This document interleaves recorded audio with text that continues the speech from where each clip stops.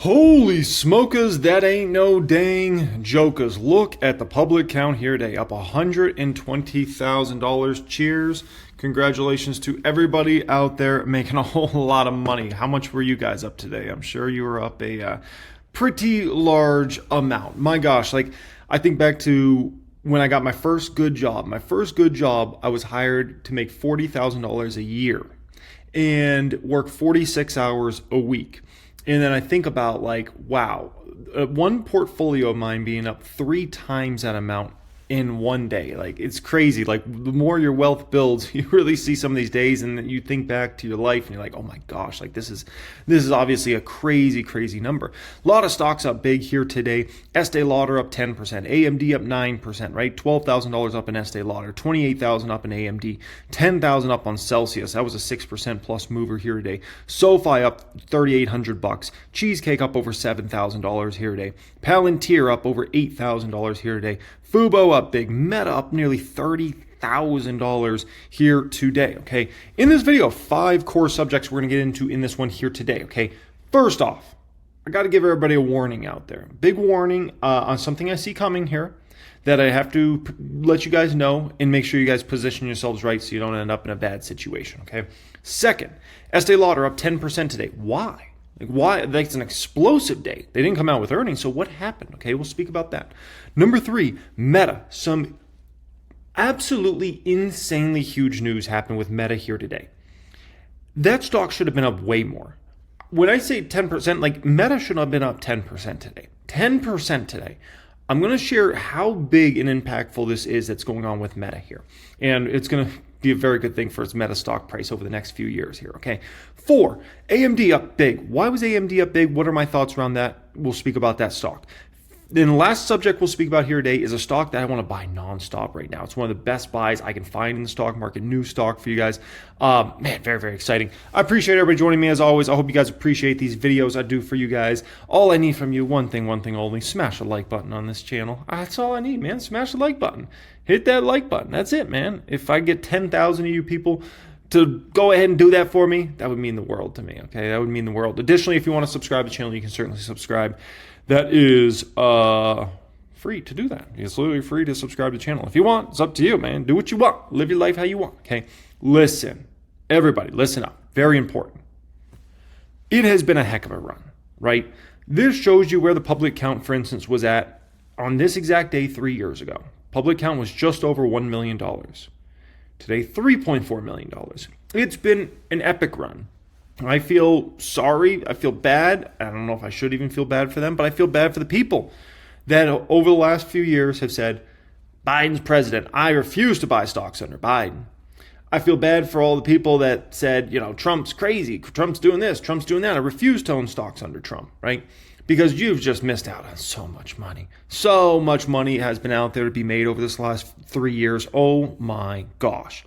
This shows you even a year ago. Actually, this was August 5th. August 5th, the public count was just over $2 million, right? And now it is, 10 months later or so, $3.4 million. And cheers to all you guys that have been buying, have been holding this last 6 to 12 months. I'm sure so many of you guys have made a lot of money if you've been buying this last 6 to 12 months. But listen, okay? When I first got started in the stock market, I was fortunate to get in the market very young, right? I started looking at stocks when I was 18, 19 years old and trying to figure out this game, right? I was fortunate to get in very young. And when I didn't, I had probably $1,000 net worth, if even $1,000 net worth at that particular time, right? So I was fortunate to get in the game young and learn the game young and not have a lot of money when I first got in the market, right? But I came across the stock market, probably like a lot of you guys watching this video right now. Maybe some of you got in the market in this last 6 to 12 months specifically, right? And I got in the market and I'm like, oh, there's this thing I can make money from stocks, right? And I didn't really know what I was doing. Threw some money around. I bought a biopharmaceutical stock, was one of the first ones I bought. I had no clue about biopharmaceutical stocks, or at that point, I didn't even have a clue about P ratios and how to value companies and growth rates or any of that stuff, right? I just was starting to get in the market, throw some money around, couple $100 here, couple $100 there, right? And just trying to figure this out. And I made so many mistakes, not just that biopharmaceutical stock when I first got in the market, but I made so many mistakes in terms of the stocks I was buying at that particular time. So I was buying stocks like Walmart, buying stocks like like Conagra Foods and these other companies that honestly, I should not have been buying Kimberly-Clark. This was during the market had already crashed. And so I could have made so much money if I would have understood the game a little bit better and understood, okay, now we're coming out of a crash. You don't want to position yourselves in a Walmart, in Conagra Foods after the market's already bottomed, and Kimberly-Clark and all these boring companies that sell food products and toilet paper and paper towels. And give me a break. But I was positioned in all those because we just went through a huge recession, and still we're honestly going through the recession. And the stock market had went through a crash. And so I thought, oh, like maybe that's where I need a position, like these really, really safe companies that aren't going to go out of business. I should have been positioned into a lot of the companies that were going to thrive over the next few years as you came out of that big recession, because that's where 2Xs were made, 5Xs were made, 10Xs were made in the market over those coming years. I should have looked at technologies that were going to be the next big technologies, because a lot of those stocks were down 70, 80, and 90%. And the gains that those stocks had throughout the remainder of 2009, into 2010, into 2011, into 2012. Oh my gosh, they were unbelievable, right? But when I got in the market, I did what probably some people watching this video are doing right now. You're gambling. There's a big difference between investing and gambling. And to put it the simplest way possible, when you're gambling, right, you're wagering money on an event, stock going up, right? And you're relying on more luck than any sort of strategy or anything in regards to that, right? When you're investing, that involves research, analysis, informed decision making to build wealth over time, right? And you're also looking at the risk profile, you're doing SWOT analysis, stuff like that, right? And a lot of you guys have made a lot of good money, man. And it's going to break my heart because a lot of you guys have made thousands of dollars in the last 6 to 12 months, tens of thousands of dollars, hundreds of thousands of dollars. There's probably some people watching this video right now that you've made millions of dollars in the last 6 to 12 months, right? Some of you guys are very high level. You do SWOT analysis. You know how to run projections. You know how to properly value companies. You know how to, understand if a company's revenues are going to grow by how much. You understand all the intricacies of technology. Okay, great. So a lot of you guys watching this right now, that it breaks my heart. You've made thousands, tens of thousands, $100,000, and you're going to end up blowing it all. Because what's gotten you to this place is not what's going to get you to the next place. I can tell you that much.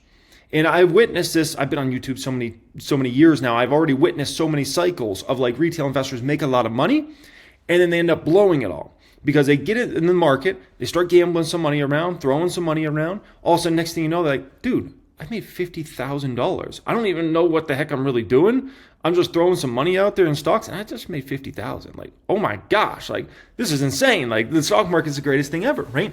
And what's going to happen is a lot of people are going to end up blowing that because you're going to gamble on the next one without any real strategy, understanding what you're doing in this game. And that's going to end up breaking my heart because a lot of people are going to go from a situation where they're going to have made tons of money, right?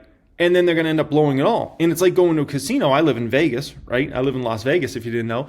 And in Vegas, like anybody can go down the strip right now and put $1,000 out the roulette wheel and say, I think red's going to come up. And all of a sudden red comes up. And like, oh, baby, I'm up to $2,000. Like, I'm going to double down. I think red's going to come up again. Boom, $4,000. Like, you know what? I think red's probably not going to come up this time. I think it's going to be black. And they put another $4,000 on black. Boom, black hits. Now they're up to $8,000. Like, let's go, baby. Like, this is so easy, right? And then they end up losing it all. And so I don't want that to happen with you guys. Like, there's going to be a lot of you guys that have been gambling money, you've made really good money, and you're going to end up giving it all away. Listen, man, I've seen so many people over time go through the same game, and they think like they can outsmart it and things like that. They don't need to know what they're doing. They can just throw money out there. It will come back to bite you. And this is why I started the private stock group many years ago. I've been able to take a lot of people that honestly were in your situation where they were gambling money. They made some money. Oh, they bought some stock, that I was talking about on my channel. They made a bunch of money, right? Or some stock they heard on CNBC or wherever, right? Made a bunch of money. And then they realize, crap, I need to actually figure out this game on a higher level. You get the taste of the success, right? And like, oh, dang, I can actually make money at this. Now it's time to stop gambling and start figuring out how to actually do stuff, right? And through all those course curriculums, I teach you everything you need to know in this game about valuations, income statements, balance sheets, SWOT analysis, right? Running projections. I give you the software, everything you need, so then you can go make informed decisions so you don't end up in a situation where, you made $75,000 in the stock market and you end up just blowing it all. And then you end up in a situation where not only do you blow all your $75,000 in profit, But then you end up starting to lose a ton of the principal as well because what happens is people take the next gamble, right? Those all of a sudden don't work out. Next thing you know, they start chasing bets. Then they're like, crap, man, like I'm losing money crazy. Like I need to get this back. This is going to hit. They're thinking like a gambler now. Options. I can make it back with options, right? Boom. Next thing you know, their options expire worthless. And next thing you know, they're like, I've lost all my profit and I've lost like all my principal. And like, what was I doing in this game, right? And it's a big game of risk reward, right? Just last week, sent out 11 folks in my private stock group hit 6 figures. 5 people in my private stock group just last week hit 7 figures. Very, very exciting, man. Let's get you up to a higher level. Pin comment down there. Click on that. Fill out a form.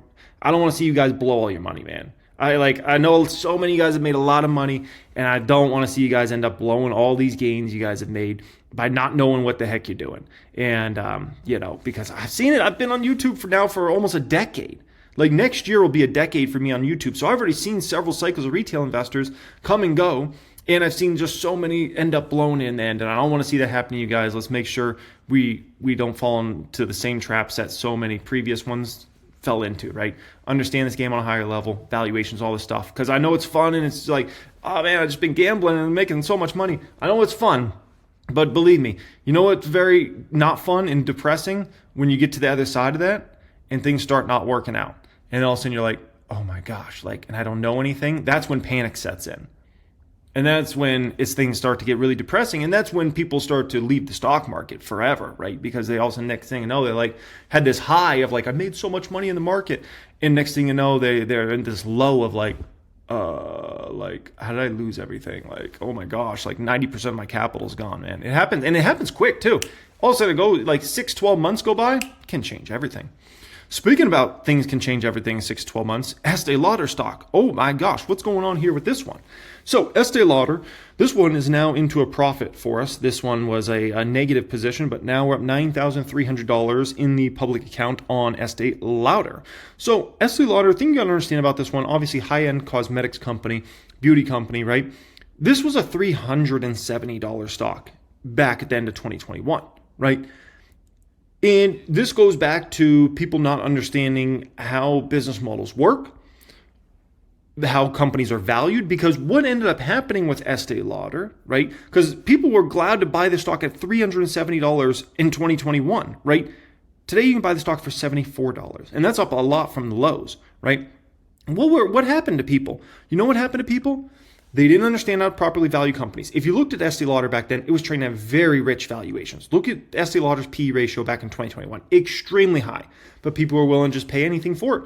2, people didn't understand business models, and they didn't understand the concept of everybody's been flushed with all the stimulus money.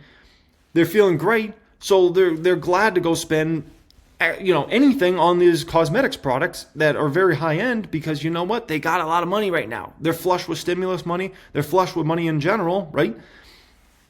Inflation comes, boom, it knocks people out left and right, the consumer, right? And the consumer also comes back to reality. And when they came back to reality, it severely damaged a company like Estee Lauder at that particular time, right? Their numbers have been horrible last couple of years after the consumer ran out of all that stimulus money they had for previous years, and after they had been sliced and diced by inflation. So what you witnessed is 2022 down, 2023 down, 2024 down, right? And now Estee Lauder is kind of in a bottoming phase for the business model, and they're about to start growing back once again, okay?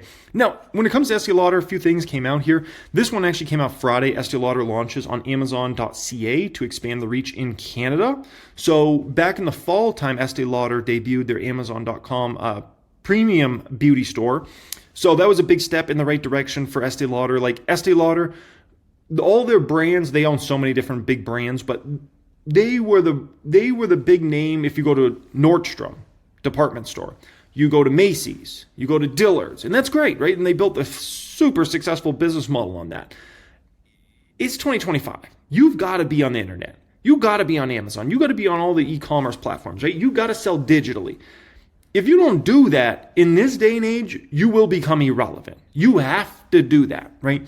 And so seeing Estee Lauder take these steps in the right direction definitely shows that the management team is committed to understanding, we got to be everywhere, man. If somebody, TikTok Shop has been taken off. If somebody wants to buy an Estee Lauder related product or any of the companies that they own, If they want to buy that on TikTok, you better freaking be on TikTok, okay? If somebody wants to buy it off Instagram Shop, that's a big thing that's been popping off, you better be there.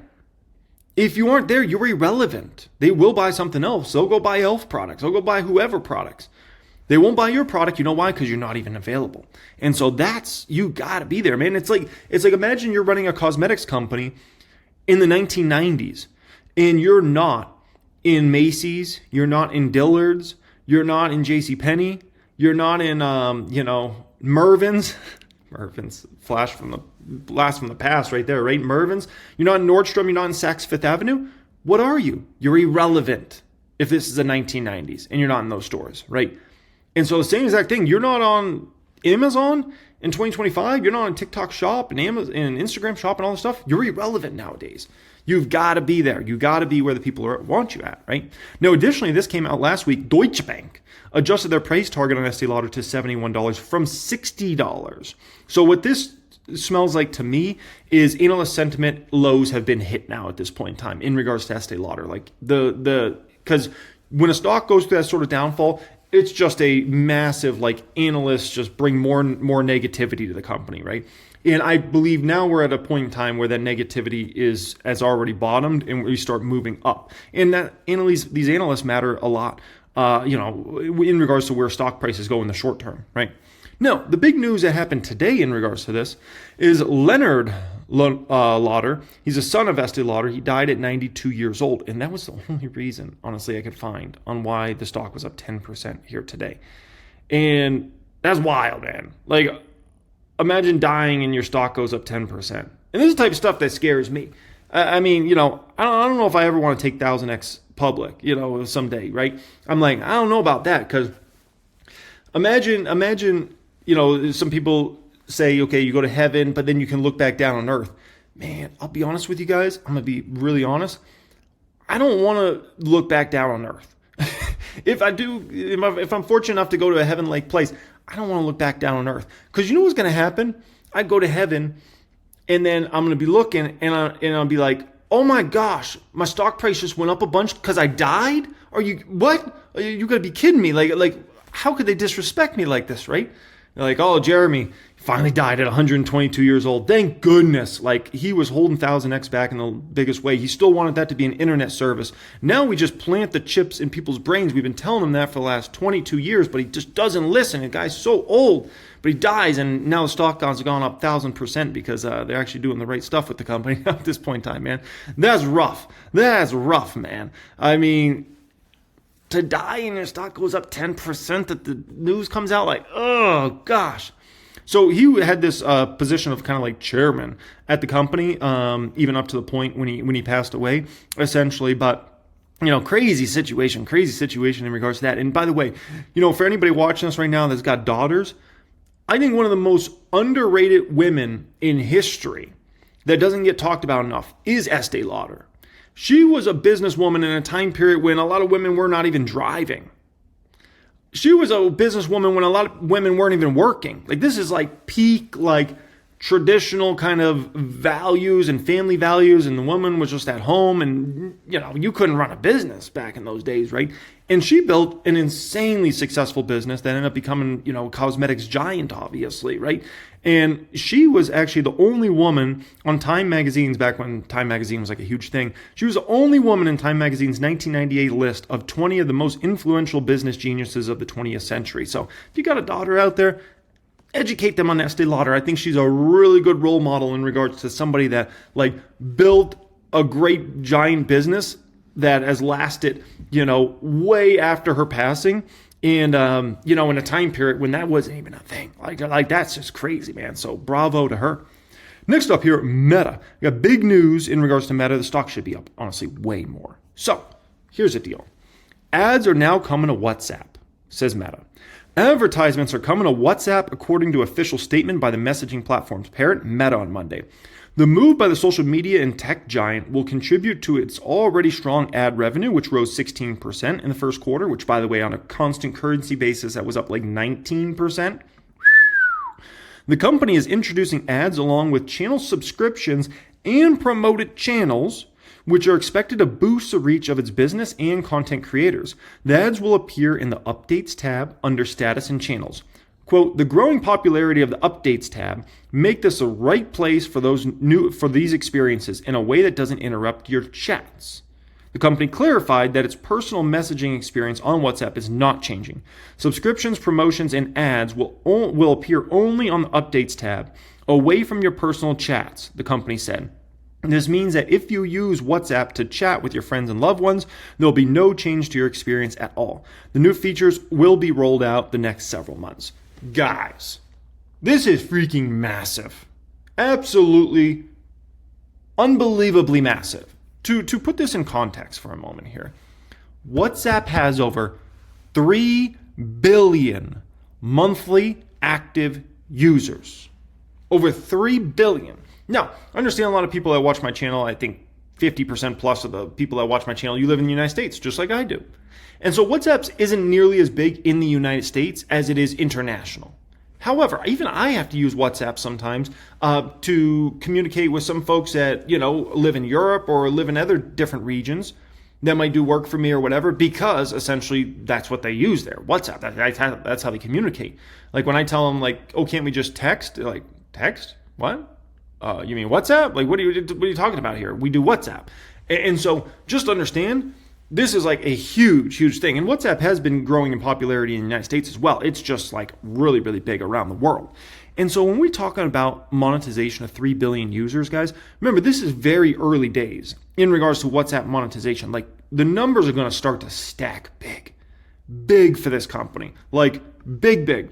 Keep in mind, Instagram has around think about how much money Facebook makes, Meta makes from Instagram nowadays. Instagram has around 2 billion monthly active users. We're talking about this big dog, and by the way, it doesn't seem like everybody you know has an Instagram. WhatsApp has over 3 billion. This is a whole level up in regards to this. And so just understand, this is a type of opportunity that should add hundreds of billions of dollars of market capitalization to Meta over the coming years, right? And so that's why I say the move in the stock price today was honestly not the move it should have made. But here's the thing. Wall Street has never understood Meta. You got to understand. When this company went public, it went public at almost $40 a share. Right after that, the stock over the next few months crashed to $18. It went from 40 to 18. Wall Street didn't get it. Like, how are they going to make money? I don't know, right? Then we witnessed again, they didn't get it in 2022. They sold the stock. It was a $300+ stock. They sold it down 70+%. They sold it all the way at the lows to $88, right? $88.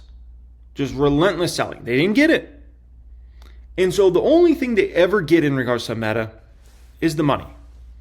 Maybe some point they'll understand that Meta is going to be like thriving 10, 20 years from now still.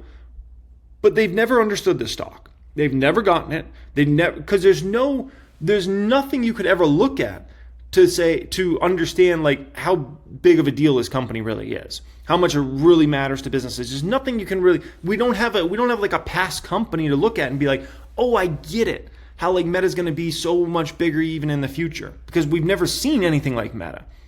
Like people were still trying to, when this company went public, people were still trying to figure out like Facebook and if it was the next MySpace. Like they never understood this. Then when Zuckerberg bought Instagram for $1 billion, they're like, $1 billion for some app you share photos on? What? Sounds just ridiculous. And now it's like Instagram's probably worth hundreds of billions of dollars. Then when they paid $19 billion for WhatsApp, which by the way, if you think Instagram's opportunity is big, they bought that for $1 billion. Can you imagine how big the WhatsApp opportunity really is when it comes to monetization, considering Zuckerberg was willing to pay $19 billion for WhatsApp? They didn't get that either, right? They've never understood this company. They've never understood it, but they understood the money. And so as this money starts to really inflow, this is going to be more of a 2026 story in regards to WhatsApp money starting to inflow big.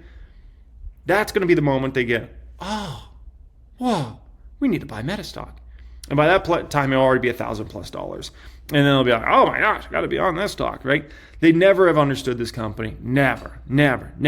I feel very comfortable with my Meta position. Meta, I've been saying this for years, Meta will become the largest market cap in the world, in my personal opinion. It's been my opinion.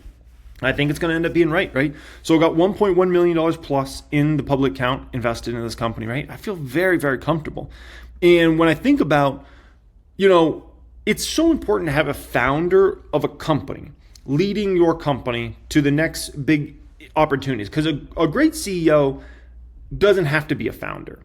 But in order to transform a company to new technologies, a lot of times you need the founder, because founders just think differently. They're able to gather their troops in a better way than just a regular CEO. They're able to see things that other people can't see. And so when it comes to new big tech platform changes, it's very helpful to have a founder.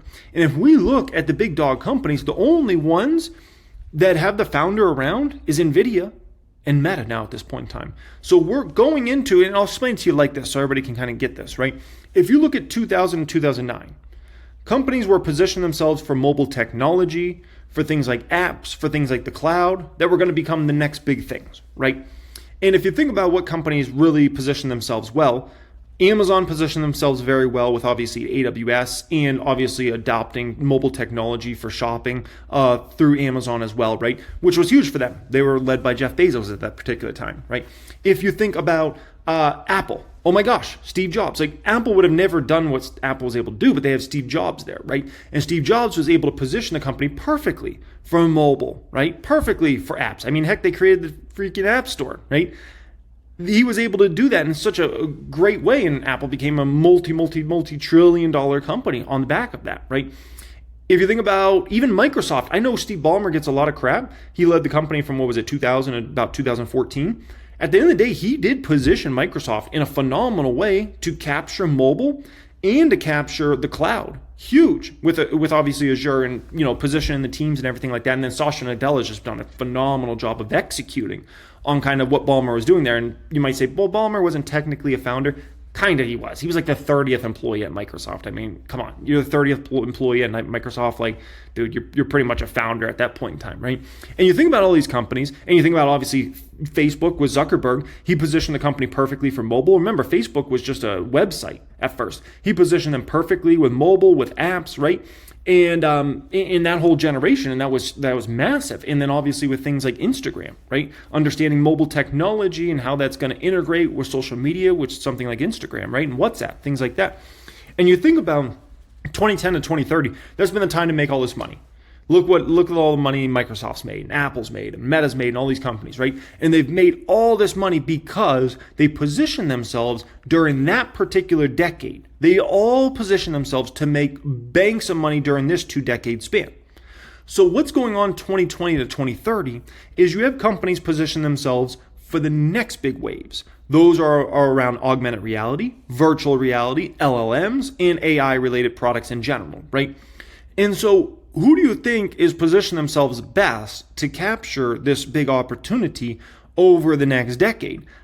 My guess is the guys that are the founders of the companies that can really rally their employee forces to really understand on the highest level possible about how to integrate products and services in these new areas for the future. And so my bets would be on companies like nvidia, companies like Meta, right? If you think about even Google, Sergey Brin and Larry Page, the founders of Google, they were still extremely involved in Google during this particular time period. And that's one of the reasons Google has made fortunes of money 2010 to 2030 is because Larry Page and Sergey Brin were still around, very heavily involved in all lineups of their business at this particular time, right?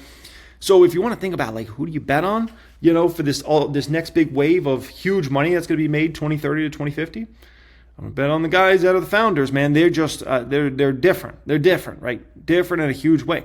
Now, AMD. What's going on here? What's going on with AMD? Well, AMD pops as Piper Sandler ups price target. What? Sees GPU snapback? Wait. What's going on here? An analyst saying something positive about AMD? AMD shares rose nearly 8%, they were up more than that, on Monday after Piper Sandler said it expects a snapback in the GPU business. AMD client segment, which is its largest, is, quote, starting to see some pull-ins, suggesting there's improvement, says this analyst in a note to clients. In addition, Kumar, which has a buy rating on AMD, has upped his price target on Lisa Su's company to $140 from $125. Wow. By the way, Lisa Su's a freak that sounds bad. Lisa Su, that sounded really bad. Lisa Su's like a freak situation of a CEO in regards to she's not obviously a founder of AMD, but when she came in at AMD, AMD looked like they were going to go bankrupt. So her like whole mentality, she thinks so much differently than like an average CEO because she came in when AMD was almost on its deathbed. And so she is one of the very rare CEOs that leads a company like a founder would lead a company. And I think it's really only because when she came in, like remember, AMD was under $2 shortly after she took over the company. I remember looking at AMD stock, it was like $1.91. $1.91. People thought AMD was done. And so being that the company was on the deathbed, she really came in and she, put a whole new wave of excitement into AMD, product vision. And she's honestly, I almost consider her she leads a company like a founder leads a company. And that's very, very rare. Now, the analyst comments come after AMD made several announcements last week, including showing off its MI350 series AI accelerators. The company also hinted at its upcoming MI400 AI accelerator. Several other semiconductor stocks also rose. Now, this is a start, folks, okay? So let me tell you the stages of how you get a stock from the doldrums into becoming a beast stock, okay? You've got a 5-stage process that happens. Stage 1, essentially, retail investors find the stock. And retail investors, you, me, everybody watching this video right now, right? We find a company, we do the research on it, we start to realize, man, this is a big opportunity. Like no one's seeing this right now, but we can see how this company is going to become a giant over the next 5-10 years, right? And so we start to buy in and we're like fully convinced on this train, like this is going to be a big thing, right? Then stage 2 starts. And stage 1 is you get some movement up in the stock, but it's not like the big money move up yet, okay? Stage 2, you start some big money move up. And that's when you start to have some analysts start to understand what's going on with the company. Not all the analysts, just some analysts. And they start to come out with these positive notes to their clients and like, you know what? This company is actually doing some pretty big things. And we think this is going to be big, this is going to be big. And we're starting to already see some data in the numbers that show like this is a big thing, right? Stage 3, the hedge funds start to come in. No, these hedge funds are kind of lazy, so they actually look at a lot of the analyst reports. And as they look at these early analyst reports, they start to realize, you know what? Hey, let's throw some money in here, right? We're a hedge fund. We got $5 billion of assets under management. Let's go ahead and put $100 million over here.